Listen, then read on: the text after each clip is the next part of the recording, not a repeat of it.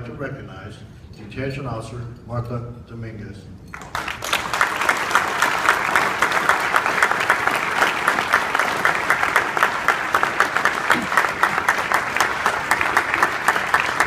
Reverend Brett McDowell.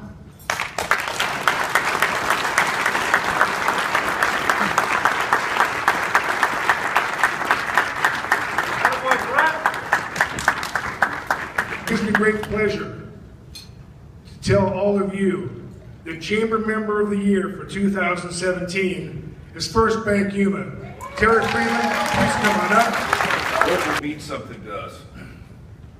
We are the only remaining locally owned and operated community bank in Yuma. So local means something to us. So ladies and gentlemen, please help me in recognizing the 2017 Ambassador of the Year for the Yuma County Chamber of Commerce, Carrie Tater from the United Way of Yuma County.